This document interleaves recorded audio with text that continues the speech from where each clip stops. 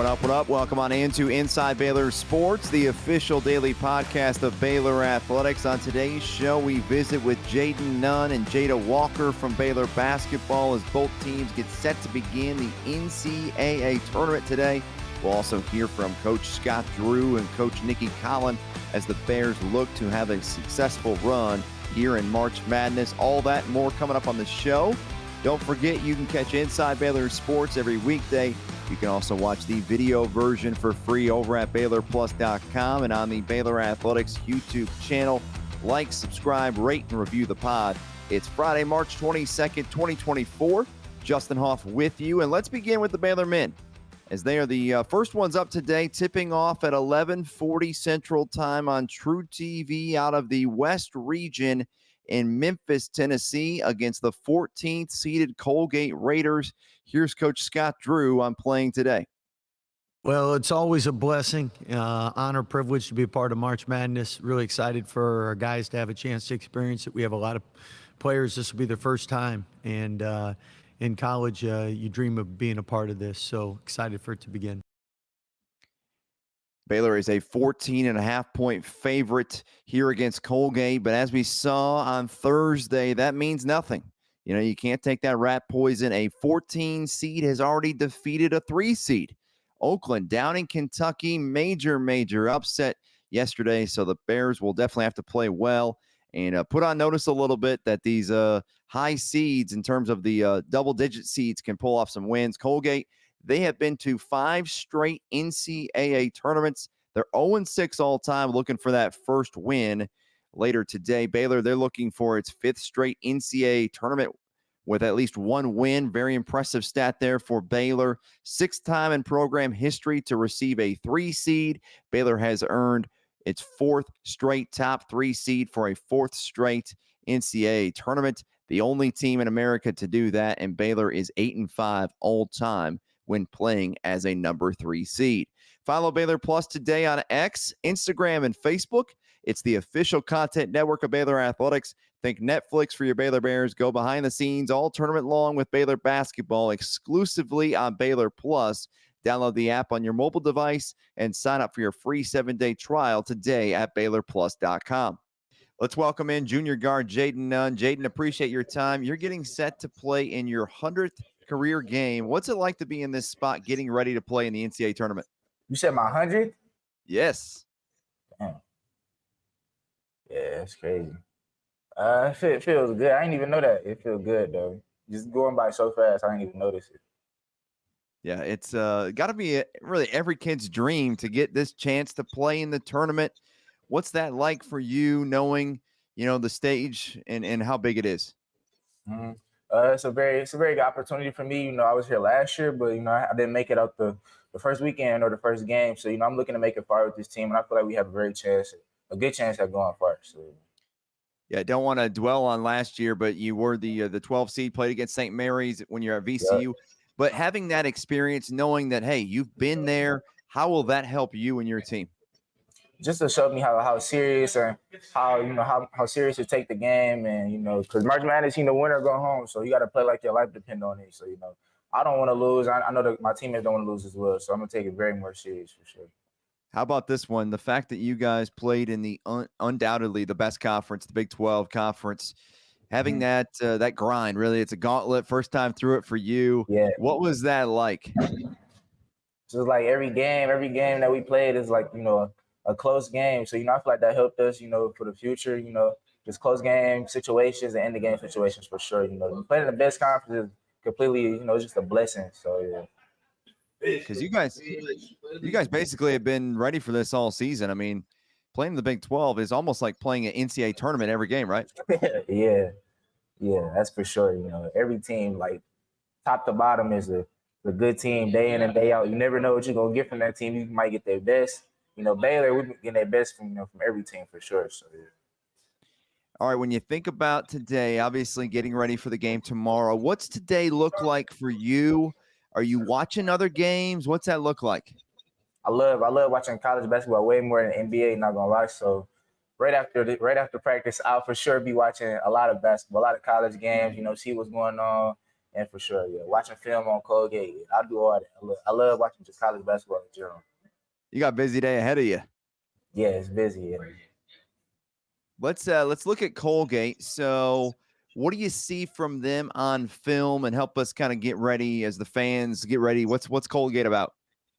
They have a they have a big they have a lot of bigs and stuff like that. So I feel like they're gonna play through the bigs. They have a cup. They have one good guard. That we're really he got player of the year, I think, in that conference. So we're gonna be looking out for him. And they have good bigs. They're gonna play tough, and they're not. I know they're gonna give us a fight for sure. Because I know they don't want to lose, and they just got a good shooting team and stuff like that. So yeah, they're gonna be trying to rebound and a lot. So yeah. Now, last year you played on day 2 as well on the Friday. Advantage, disadvantage playing on day 2, maybe a chance for you to watch other games today and kind of feel out the madness? Yeah, I feel like it's an advantage for sure. Like today I'm gonna get to watch all these games and stuff. So it's an advantage for sure. Yeah. Got to ask you, what's it been like playing with Ray J. Dennis? So you're playing your 100th career game today. Tomorrow. You're playing. Ray J's playing in his 163rd career game, first ever NCAA tournament for him.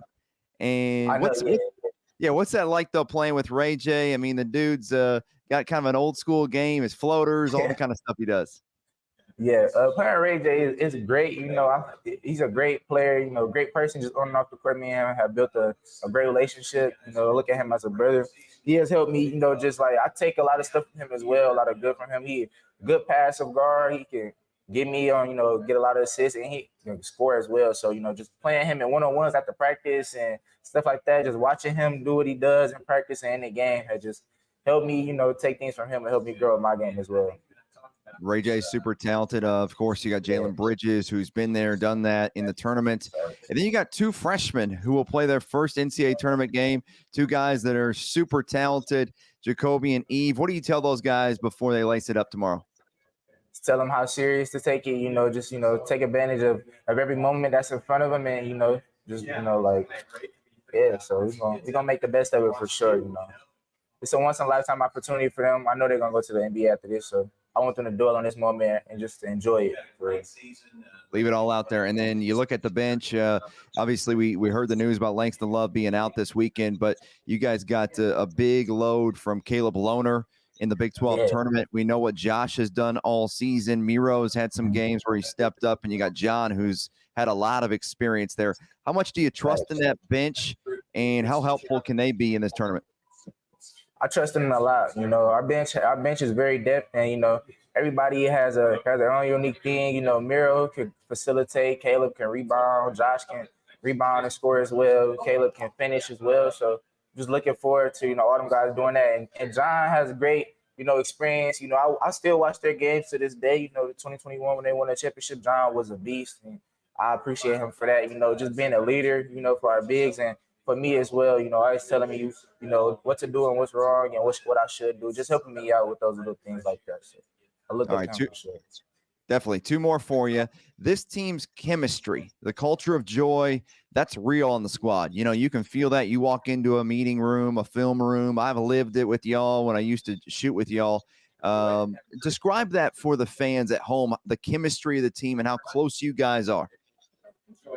Chemistry, it really starts with, people don't know, but team chemistry really starts with, just, off the court things and, just spending time with each other off the court, just hanging out, doing whatever we got to do just to get to know each other. So I feel like that just helped our team chemistry on the court as well. But we spend a lot of time off the court with each other, like a lot, just being around each other, watching games together, whether that's going bowling or anything, going out to eat together. That's where it starts for sure. We know nobody wants to play you in bowling. Okay, we know that. I love bowling. We're looking forward to doing something with you in the offseason with bowling. But if you bowl the 300? No, I never bowled 300. Closest I got was 279. 279. Okay, it's almost like 200 more than what I bowled. Okay, let's keep moving. Final one for you. You can make history in March, and about all these people's brackets, and you got family and all these different things. How do you stay locked in? One game at a time. How do you do that? Just try to be where your feet are and take it one game at a time, like you said. Just not try to look towards the future. Just dwell on the moment that's in front of you and the opportunity that's in front of you, really. So that's what I'm gonna focus on the most, for sure. All right, man. Well, appreciate your time. Best of luck this weekend, and go get them out there. Thank you. All right, let's turn our attention over now to the Baylor women. The 5-seeded Bears face off against 12th seed Vanderbilt at 5 o'clock today on ESPNU from Blacksburg, Virginia. Here's Nicki Collen on the Commodores.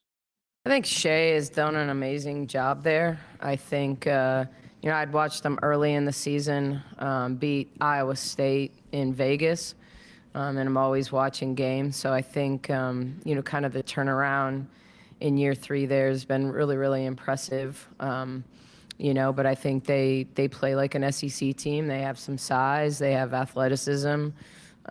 They've got a lot of really, really good pieces. So really good team, a team that's super motivated. I think, obviously a team that when you are in a playing game, that you just kind of we're right there on the edge. And so wanting to have that chip on your shoulder to prove that you belong here. And they certainly did that last night. That's the Bears' opponent in this one here on later on today at 5 o'clock. The Baylor women, they're looking to advance to the second round of the NCAA tournament for the 20th straight time. Super impressive there. Stay connected to Baylor Athletics like never before by signing up for the Baylor Brew today. It's the official daily newsletter of Baylor Athletics. It's now time to welcome in junior guard Jada Walker. Jada, appreciate your time. You're just a few hours away from the start of the NCAA tournament for your team. How are you feeling? What's your emotions right now? I'm very excited. Our team is very excited just to go into this tournament and perform. We're going against an SEC team, obviously a familiar matchup for me, but for our team, just a new game plan. We watched the game yesterday and watched a little film of how they play and what they're going to do. So I think we're prepared. We've had a couple days to really practice and get ready for this game. So, yeah. A lot of familiarity for you. You're playing back in your home state against a former foe. You played Vandy 3 times, and obviously you got to watch him there. Let's start with going back to your home state, being from Richmond, Virginia. Do you have a lot of family coming out? What was your reaction when you first saw your team was heading to Virginia Tech? I literally said, we're going home for a couple games. So I was really excited for the fact that we did get to go to Virginia. I do have a lot of friends and family that live here. Most of them are playing, so I may not get to see them as much, but I know my family will be down here. So it's good for them to come and get to experience me play since I have been across the country for half the year. So. Your freshman season at Kentucky, you played in the NCAA tournament. You were a 6th seed.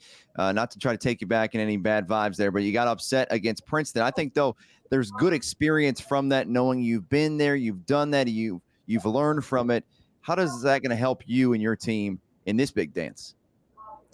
It's going to help a lot, just being older. I was a freshman the first time I played, so really didn't have much experience, but coming in more, not fully a veteran, but close to a veteran, and having vets around me that have been in this moment and played here, a mix of young and older players, obviously, but being able to experience a good SEC matchup, like I said, again, and just playing hard, playing smart. I know our tournament didn't end up how we wanted it to, but just coming into this tournament motivated and ready to win, honestly.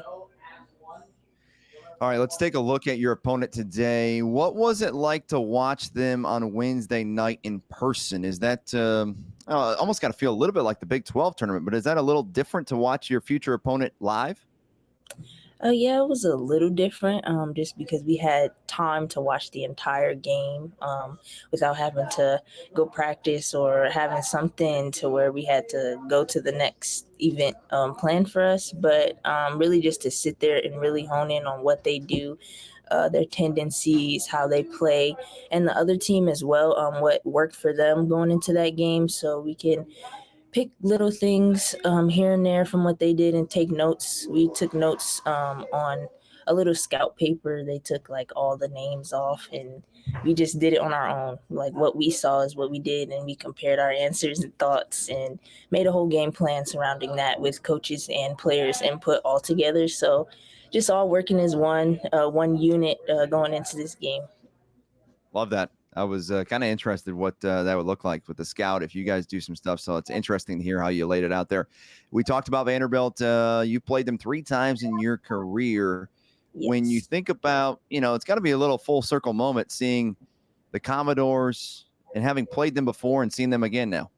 hmm Yeah, it's kind of different, just because I am in a different league. But basketball is the same; it doesn't change, and no matter what team you're on, no matter what jersey you put on, you have to go out and perform. So even though we have played Vandy, our game plan back then won't be the same as it is now. So just going into this game, really focusing on what we need to do to be successful as a team and execute it. For your team, you've had a good amount of practice. I'm sure you're excited about playing in a game. All players like games more than practice, obviously, Allen Iverson especially. But any event, when you think about keys for your team to have success in March, what do you think those biggest keys are?